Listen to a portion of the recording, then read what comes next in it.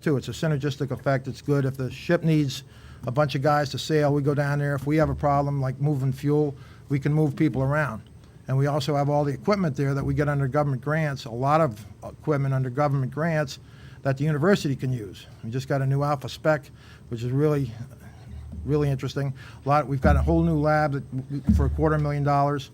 But we're doing a lot of training. Our emphasis when I first came 19 years ago was on research. We had Dr. Schilling, who's the most published guy down at URI, and he did geology. He's got a whole building full of cores that go from the Arctic to the Antarctic, and he figured out the Schilling effect of how the plates move, and he's the most published guy there, but he retired. So we took his mass spec unit out, and we created a classroom. We had the Deuce group that did atmospheric chemistry. That's why the building next to me is the Atmospheric Chemistry Studies.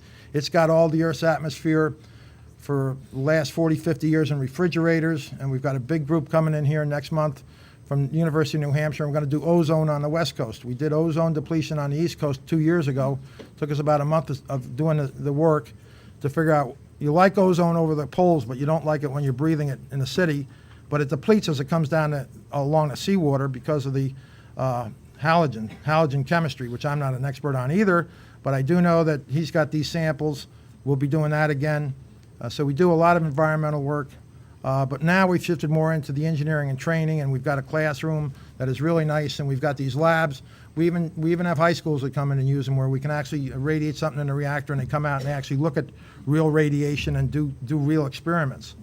And that's where we've had PC and Roger Williams and Brown, and they have students that come down and do experiments. Dr. Nazar Sharif has another grant for over $250,000 for another lab, which this lab that we're doing right now is really a jelly lab that does gamma rays, and he's going to have another lab that does other types of sources.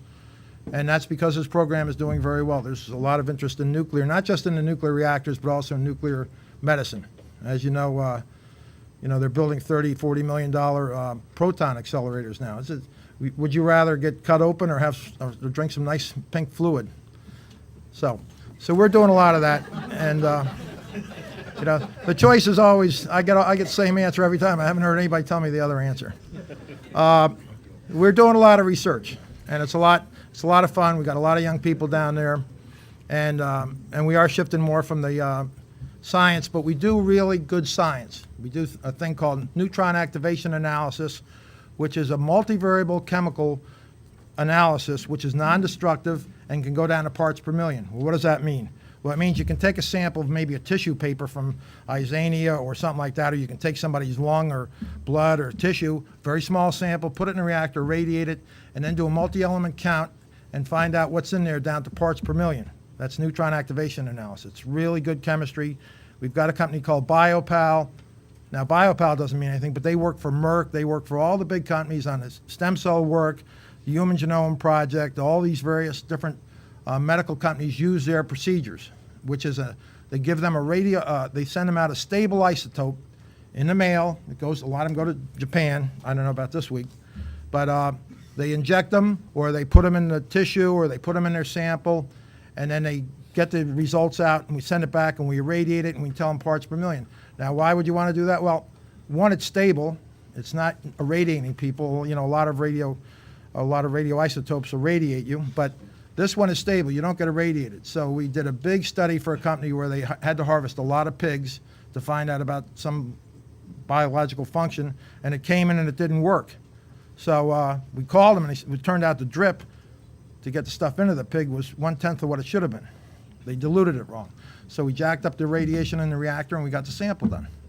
It's nice chemistry. We also do neutron scattering. The physics department's been doing it for 30 years. And what's neutron scattering? Well, neutrons don't have a charge, but they do have a magnetic signature. So a guy named Cliff Scholl up at MIT's reactor got the Nobel Prize when he figured out how transistors worked. We've done all kinds of work for the last 30 years on various things, but we had one guy. See, a lot of people don't like science. They say we've been commenting it's weird science. We had one guy that looked at a bomb and fluid for a year to get his doctorate. He looked at an oil-water interface, and why would somebody be that stupid? Well, does anybody here remember the World Prodigy oil spill, or has anybody been down the Gulf? How do you separate oil from water?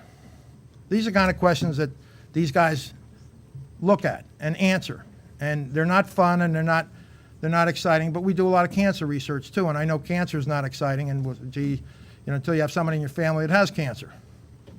You can talk to Dr. Glickman about that. I think he wrote a nice letter to the governor about that. We've been working with them for a long time. Radiation's bad. Dr. Ott's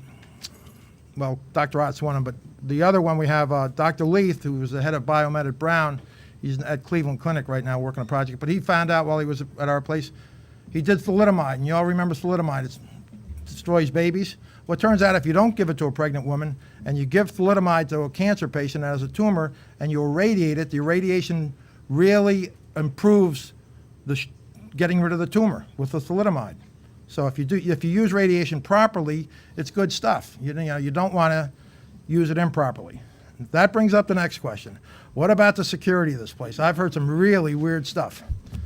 And I'm glad we have so many nuclear engineers in the state. The reactor is in a big square building, 8-inch thick walls, a containment building.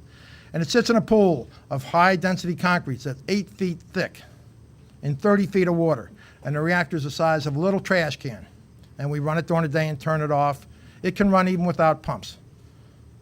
It's been doing this for 30 years, but in 1993, we converted to low-enriched uranium, and because that meant that we didn't have bomb-grade uranium anymore, the DOE gave us a couple $1 million to make a new reactor. All new cooling pumps, all new heat exchangers, all new piping, and we've had a lot of new electronics. So the reactor is really in good shape, and it runs on LEU.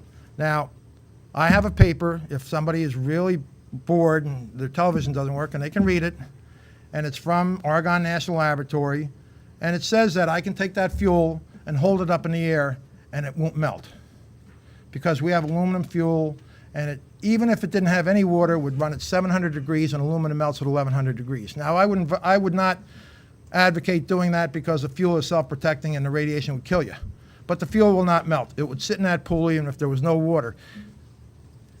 The NRC does not require us to have an off-site emergency plan because even the most crazy, incredible accident would result in nothing outside that building.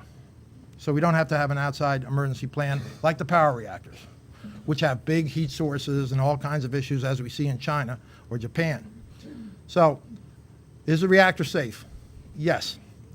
Next question. Is it secure? Somebody came down and took a picture of the reactor and said it's not safe. And gee, I went on MapQuest and I got a really good satellite picture of the reactor, which was better. And then I went on the URI website, and there's the whole campus with a beautiful picture of the reactor. But why did I spend a couple $100,000 on all those bollards that go all the way around the reactor that are made of HY80 steel and 4 feet of concrete and can stop a 40-mile-per-hour truck? Why would I do something that stupid? Well, the DOE gave me the money for it when the NRC said, we're going to treat you like a power reactor and you have to be able to stop a terrorist threat. And the FBI was down, all kinds of specialists, all kinds of anti-terrorist gangs were down there.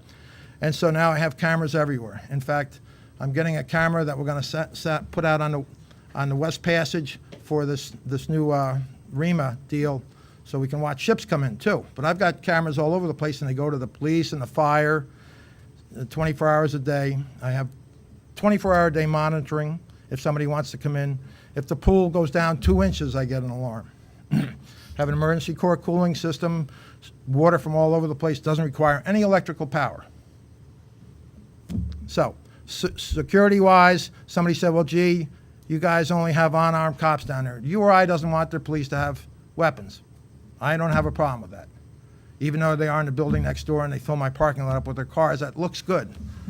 But we have the NRC come in twice a year for a week and test us on security and safety, and they're not nice guys. They're not like other government agencies. They will shut you down. And they test the reaction for some kind of an event. And we're lucky. The Narragansett police have always made it very, very rapidly, and they can escalate up to a SWAT team.